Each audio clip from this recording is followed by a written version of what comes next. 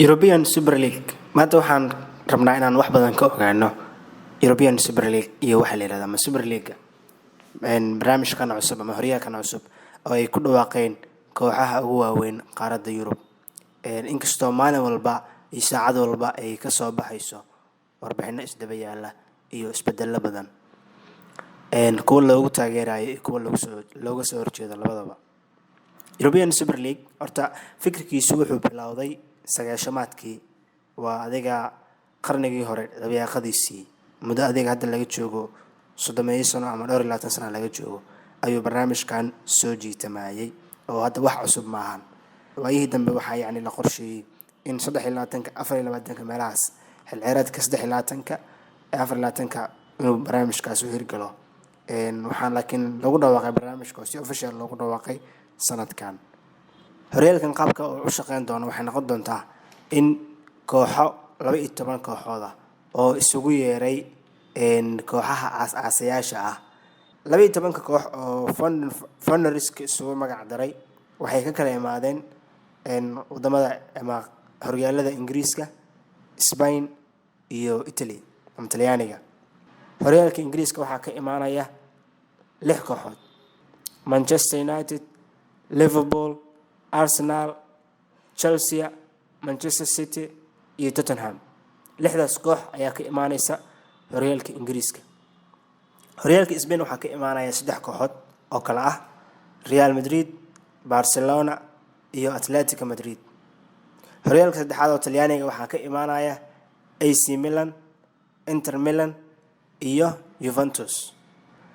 12 kaas kooxood ayaa waxay isugu magac dareen inay yihiin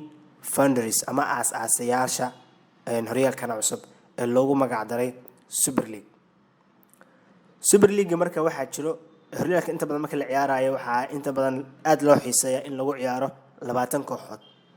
marka 12 maadaama ay yihiin nimankan waxay rabaan si 12 kaas 20 si loo buuxiyo inay kooxo kala helaan. marka waxay dhaheen waxaan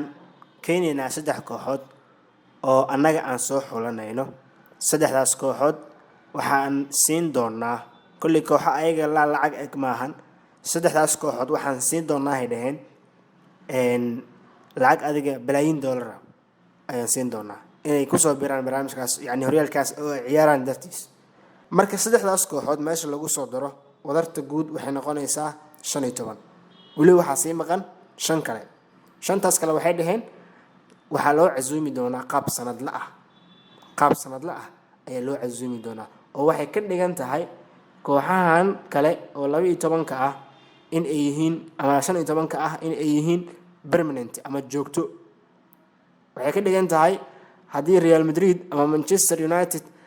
haddii kooxahaas horyaalkaas ay meesha ugu hooseeya tagaan inaysan relegation ama aysan ka dhicinin. koox la dhahayo horyaalka kale u laabatay ma jiro. ma fahamtay macnaha 12 kan kooxood ama 15 kooxood ayagu ma dhacaanba. kaliya waxa markasta la bedelayo oo markasta imaanayo waa 5 kooxood ee la soo casuumi doono oo 15 kan ka baxsan. marka waa barnaamij dadka inta badan ay u arkaan inaysan cadaalad ahayn. dadka qaar ay dhahayaan xiiso ma laha barnaamijkan inkastoo qaarkood kalena ay taageersan yihiin. laakiin xilligan la joogo dadka ka soo horjeeda barnaamijkan ayaa badan maxaa yeelay kooxo badan ayaa meesha ka baxay oo kubaddoodu la jecel yahay laakiin dhaqaalahoodu uu aad u hooseeyo. barnaamijkan waxaa la qorsheeyay in la ciyaaro maalmaha aan la ciyaarin horyaalada kale. waxaa jira wax la yiraahdo weekend waxay ka wadaan raggan qoladan Ingiriis ku hadasha waxaa la yiraahdaa maalmaha fasaxa ah oo anaga Jimcaha iyo Khamiista Soomaalida kale Jimcaha iyo Khamiista kale ayaga waxay u tahay Sabtida iyo Isniinta Sabtida iyo Axadda. marka horyaalkan lama ciyaarayo maalmahaas horyaalka kale la ciyaaraa. marka waxay leeyihiin horyaalkan waxa la ciyaarayaa maalmaha isbuuca maalmihiisa dhexe oo adiga Arbacada xilliga Champions kale ku soo aadaysa almost xilliga Champions League. marka kooxo badan laakiin iska diiday barnaamijkan oo inta badan qaarkoodna cadaadis ay kala kulmeen horyaaladooda qaarkoodna ay saameyn ku leeyihiin taageerayaasha iyo mataqaanaa shakhsiyaadka kamariyadaas kale. kooxaas waxaa laga magacaabi karaa ugu horeeya naadiga Borussia Dortmund oo si toos u diiday oo dhahday anaga barnaamijkaas maba gelinaba anaga Borussia ma gelina barnaamijkan. kooxaha loo soo jeediyay kamid ahayd Jarmalka koox kale waxaa jirta la yiraahdo Bayern Munich oo Jarmalka ayadana ah naadiga ugu weyn Jarmalka ayagana way diideen. Jarmalka waxaa jira in taageerayaasha inta badan awood ay ku leeyihiin kooxaha. Marka taageeraha hadduu awood ku leeyahay ma ogolaanayo in markasta uu daawado 12 kooxood horyaal aan la dhicinin horyaal xiisihiisu uu iska yaryahay kooxo waaweyn iyo magacyo waaweyn oo jooga laakiin cadaalad darro ka muuqata maxaa yeelay haddii maanta Chelsea horyaalka ay ku liidato ama Arsenal horyaalka maanta ay ku liidato lama dhahayo Arsenal Champions way ka hartay lama dhahayo Arsenal way dhacda lama dhahayo markasta ayada iyo naadiga ugu sareeyo isku mid waay Real sidoo kale Barcelona waa la mid marka inta badan taageerayaashu barnaamijkan waxay u arkeen barnaamij lacag lagu raadsanayo oo kooxaha waaweyn iyo nimankan milkiilayaasha kooxaha waaweyn ugu horeeyaan Florentino Perez ninka la yiraahdo Real Madrid madaxweynaha ka ah uu lacag ku raadsanayo taas marka laga soo tago waxaa jiro qaaradda Yurub waxaa ka dhacay dibadbaxyo badan waxaa ka dhacay in governorska ama dadka inta badan qawaaniinta shuruucdan kubadda cagta ilaaliya oo ay ugu horeeyaan mataqaana UEFA ay ugu horeyso waxaan ka wadaa ay ugu horeyso FIFA UEFA ay ku xigto horyaalada ayaa kamid ah EPL ka ama English Premier League La Ligaha midka Talyaaniga dhammaan way ka soo horjeesteen waxaa la dhahay barnaamijka adodaan barnaamij soconaya maahan barnaamij loo dhan yahay maaha barnaamij xiiso leh waa barnaamij u faa'iideynaya kooxaha meesha lagu xusay oo kaliya kooxaha barnaamijkan wata kaliya ayuu barnaamijkan u faa'iido yahay dhinaca kale kooxaha kale oo horyaalada ka ciyaara ayagana haddii tusaale ahaan 6 ay ka timid Ingiriiska EPL ka ka timid 14 kale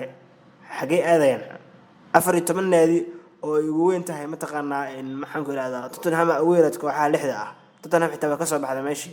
meesha maxaa ku soo haray Sunderland waxaan ka wadaa West Brom iyo waxa la daawanaya Leicester meel ay weyn meel la daawanaya in la daawado way iska adag tahay marka horyaaladii way ka soo horjeesteen FIFA waxay dhahday ciyaaryahan kasta oo isku day inuu Super League ciyaaro koob adduun ma ciyaari doono marka waa ciyaaryahan walbo barnaamijkan inuu ciyaaro rabo inuu ka fikiro inuu koob adduun arkeen marka in ciyaaro adag tahay UEFA sidoo kale ganaaxyada aydan soo bandhigtay madaxweynaheedu uu ka hadlay mataqaana ilaa ra'iisul wasaaraha xataa Ingiriiska ayaa ka hadlay barnaamijkan Boris Johnson oo yiri waxaan wax soconaya maahane nooya wax kale la imaado mar la wareystay nin la yiraahdo nimankii barnaamijkan aadka u waday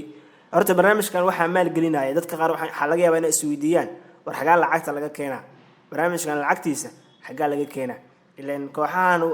waxaan accounting dadka ardada accounting way fahmi karaan Real ma rabto inay lacag iyada iska jarto ee barnaamijkan ku maal gelisa ma rabto Manchester ma rabto Liverpool maya Juventus iska daa marka waxay sameynayaan waxa maal gelinaya barnaamijkan oo lacagta lagu maal gelinayo lagu fangareynayo keenaya bangi laga leeyahay Mareykanka bangi maalgelin oo laga leeyahay Mareykanka leeyahay JP Morgan waa bangi aad u weyn shirkadaha caalamka iyo mataqaana ganacsiyada waaweyn ayuu maalgeliyaa marka barnaamijkan wuxuu u arkay inuu barnaamij faa'iido leeyahay marka wuxuu ballan qaaday inuu isaga bixin doono maalgelinta Florentino Perez la yiraahdo ayaa mar wax laga weydiiyay wuxuu yiri dadku waxay la qeylinayaan ma garanayaan aniga waxaan aaminsanahay inaan abuureyno mataqaana wuxuu ahaa showga ugu caansan dunida macnaha wax la daawado adduunka waxa ugu caansan oo entertainment ah inaan sameynayno aaminsanahay dhahay markii Real iyo Manchester iyo Barcelona iyo Liverpool ay iska hor imaanayaan oo dhahay waa kooxo waaweyn dadku way rabaan inay daawadaan يعني wuxuu ka fikirayaa in yani wuxuu qiyaasayaa isaga iyo saaxiibadiis in dad badan barnaamijkaas ay daawan doonaan oo ay ka fiicnaan doonto markay wada ciyaarayaan Liverpool iyo mataqaana West Brom markay wada ciyaarayaan iyo markay wada ciyaarayaan Liverpool iyo Atletico Madrid in Atletico Madrid Liverpool dadku ay daawan doonaan saas uu aaminsan yahay marka kooxo top class ah ayay isku soo ururiyeen inkastoo Bayern iyo PSG meesha ay ka baxeen oo ay diideen haddana nimankan way ku adkaysteen inay barnaamijkaas abuuraan taas ka sokow marka laga soo gudbo kooxo badan oo ka soo horjeeda barnaamijkan ayaa qabtay mataqaana kooxaha Premier League oo kale 14 kale oo kale kulan sharci qabteen way ka doodeen barnaamijka waxay diideen EPL-ka iyo kuwa kale ku cadaadiyeen iyo Yurubna ku cadaadiyeen in barnaamijkan uusan hirgelin oo kubadda cagtu ay dhimanayso haddii saan loo sii daayo maxaa yeelay kooxa kooban ayay ku soo aruuri doontaa lacagtii iyo magacii iyo kubaddii wixii dhan xiisihii hore ee lahaan jirtana ma yeelan doonto maxaa yeelay kubadda cagta waa cadi madow haddii maanta ay wada ciyaarayaan Real Madrid iyo Eibar waxaa laga yaabaa inay Eibar badiso haddii ay wada ciyaarayaan Manchester United ama Manchester City oo kale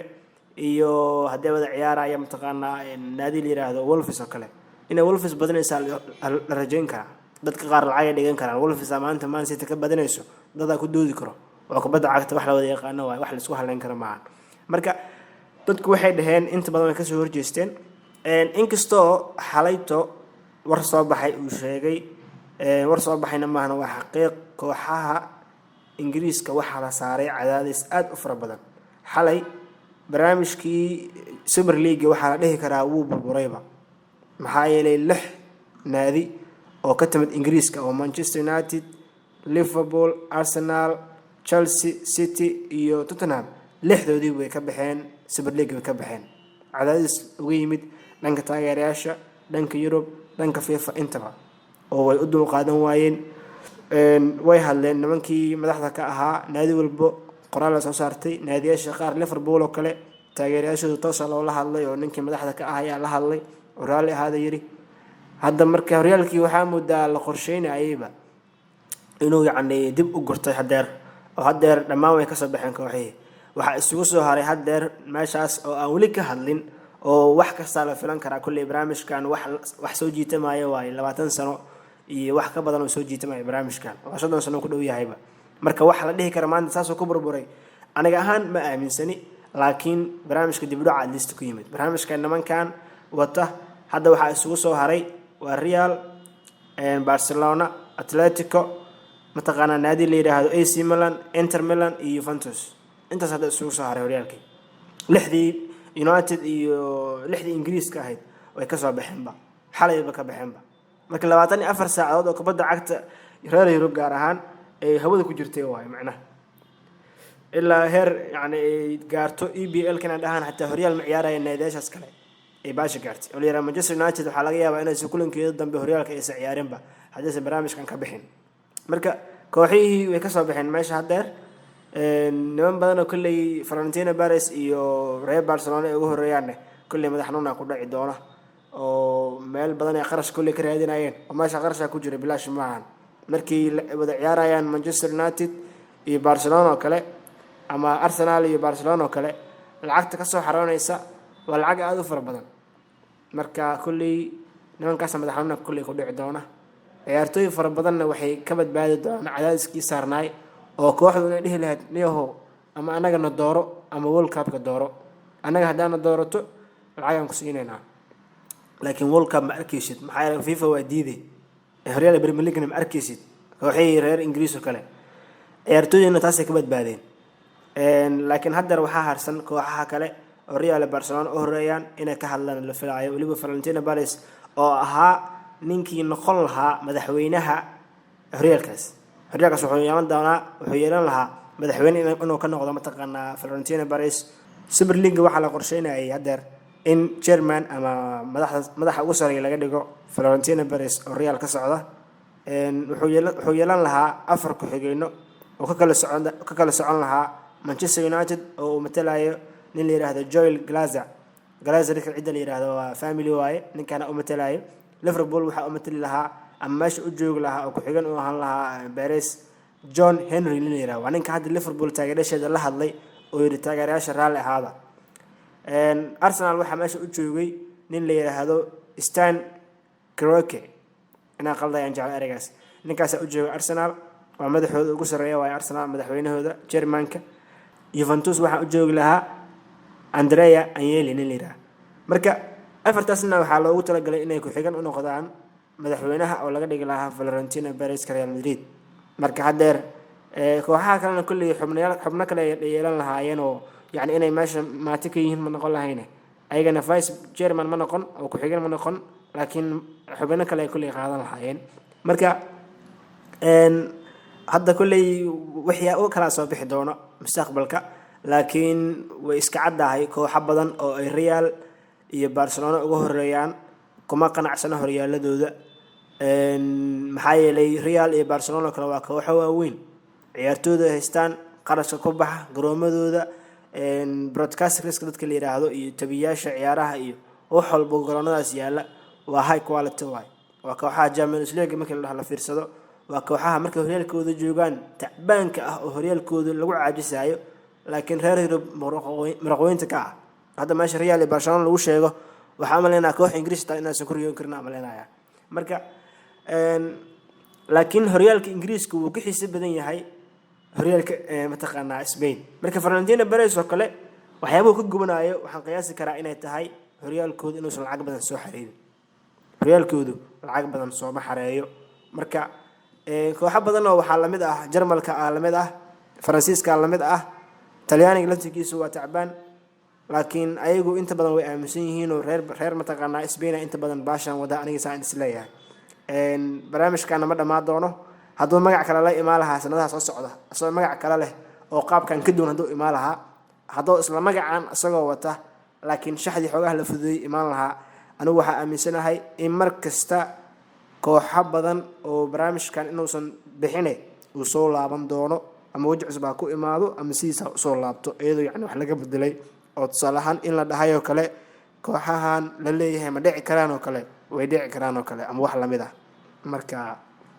intaasaan kusoo koobaya wixii wada soo baxo gooniya hadda insha Allah waan isla socon doonaa Super League xaaladiisu ma fadhido